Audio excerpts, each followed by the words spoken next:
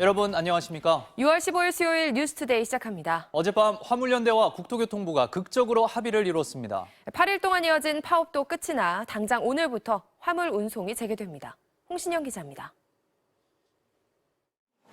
경기 의왕 내륙 컨테이너 기지에서 어젯밤 8시부터 시작된 화물연대와 국토교통부의 5차 교섭. 2시간 40여 분 만에 협상이 타결됐습니다. 총파업에 돌입한 지 7일 만입니다. 양측은 안전운임제를 지속 추진하고 품목 확대 등을 논의하기로 합의했습니다. 또 국토부는 국회 원구성이 끝나는 즉시 안전운임제 시행 성과를 국회에 보고하기로 했고 화물연대는 즉시 현업에 복귀하기로 했습니다. 협상 타결 뒤 화물연대 관계자는 국회 입법사항이라며 협상에 소극적이었던 국토부가 주체가 돼서 안전운임제를 지속 추진하겠다는 약속을 했다는 데 의미가 있다고 밝혔습니다. 앞선 교섭 당시 국민의힘과 화주단체까지 포함된 4자 공동성명이 추진됐다 결렬됐는데 5차 교섭은 처음부터 양측 간 노정 협상으로만 진행됐습니다. 법이 보완되거나 수정되지 않으면 한시 적용된 안전운임제는 올해 말 사라지는 상황. 이제 공은 국회로 넘어가게 됐습니다. 안전운임제 일몰제 폐지 법안의 조속한 국회 처리를 위해 여야와 함께 대화를 이어가고자 합니다. 집권여당인 국민의힘도 화물연대와의 대화에 응해주시기를 촉구합니다. 화물연대는 조합원들은 현장에 복귀하고 투쟁본부는 유지하면서 국회 논의 과정을 지켜보겠다고 밝혔습니다. MBC 뉴스 홍신영입니다. 어제 강풍 때문에 하루 연기됐던 누리호의 이송이 오늘 진행됩니다. 전남 고흥 나로 우주센터에 취재기자가 나가 있습니다. 김세영 기자, 바람이 좀 잦아들었습니까? 네, 확실히 바람은 많이 약해져서 초속 1m로 불고 있고 어제 오락가락하던 비도 지금은 모두 그친 상태입니다. 기상 상황이 나아짐에 따라 조금 뒤인 7시 20분부터는 발사체 이동이 시작됩니다. 어제 저녁 비행시험위원회에서 누리호를 오늘 발사대로 옮길지에 대해 논의를 했는데요.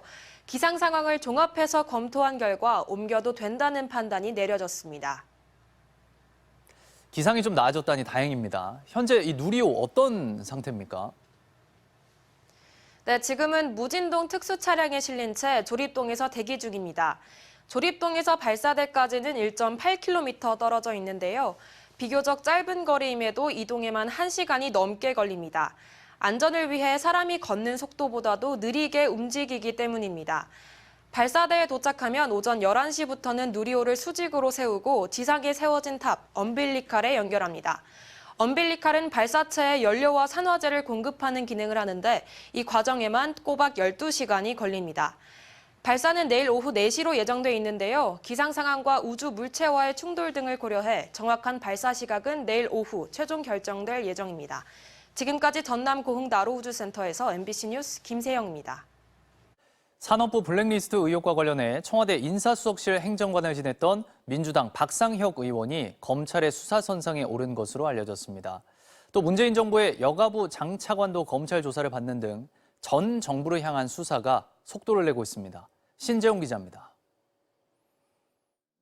더불어민주당 박상혁 의원이 문재인 정부 산업통상자원부 블랙리스트 의혹과 관련해 검찰 수사선상에 오른 것으로 알려졌습니다. 서울 동부지검 형사 6부는 문재인 정부 초기 박 의원이 청와대 인사수석실 행정관으로 근무하면서 산업부 관계자들과 접촉하며 산하기관장들의 사퇴 종용 과정에 개입한 정황을 포착한 것으로 전해졌습니다. MBC는 박 의원의 입장을 묻기 위해 수차례 통화를 시도했지만 박 의원 측은 연락을 받지 않았습니다. 산하기관장들을 압박해 사표를 받아낸 혐의로 구속영장이 청구된 백운규 전 산업부 장관의 영장실질심사는 오늘 오전 진행됩니다. 검찰은 박 의원 등 청와대 윗선으로 수사가 더 나아가기 위해선 백 전 장관의 신병 확보가 필요하다고 주장할 것으로 예상됩니다. 문재인 정부 여성가족부 장관과 차관도 최근 검찰에 불려나와 조사를 받았습니다. 서울중앙지검 공공수사 2부는 최근 여가부가 더불어민주당의 대선 공약에 활용할 수 있도록 정책 초안 등을 제공하는 데 관여한 혐의로 정영애 전 장관과 김경선 전 차관을 피의자 신분으로 조사했습니다. 앞서 중앙선거관리위원회는 작년 11월 김 전 차관과 민주당 정책연구위원 출신 공무원을 여가부내 각 부서에 대선 공약에 활용할 자료를 요청한 혐의로 고발했습니다. 검찰은 다른 선거에서도 비슷한 일이 있었는지 수사를 확대하고 있는 것으로 전해졌습니다. MBC 뉴스 신재용입니다. 김건희 여사가 봉하마을을 방문했을 때 자신의 오랜 친구와 함께 간 사실이 확인됐습니다. 대통령 배우자로서의 일정을 친구화하는 것에 대해 논란이 일고 있는데 민주당은 비선 문고리 의혹을 제기했습니다. 이기주 기자입니다. 권양숙 여사를 예방하기 위해 김해 봉하마을을 찾은 김건희 여사가 버스에서 내린 뒤 곧바로 한 여성이 뒤따라 내립니다. 외투를 입지 않은 반팔 티셔츠와 슬리퍼 차림의 여성. 김건희 여사 뒤에 바짝붙어 함께 이동하는 이 여성이 카메라에 자주 포착되자 일부 온라인 커뮤니티를 중심으로 해당 여성이 무속인이라는 풍문이 확산됐습니다. 대통령실은 이 여성이 무속인이 아니라 현직 무용학과 교수인 김 여사의 오랜 지인이라고 해명했습니다. 안녕하십니까. 김입니다. 집에서 간단히 할 수 있는 홈 골프 스트레칭을 소개하고자 합니다. 최근까지 선대위와 인수위에도 참여한 것으로 전해졌습니다. 김 씨는 2021 대한민국 장애인 국제무용제 홈페이지 등에 각각 코바나 컨텐츠 전무로 소개됐습니다. 김건희 여사가 대표로 있던 코바나 컨텐츠의 핵심 관계자였습니다.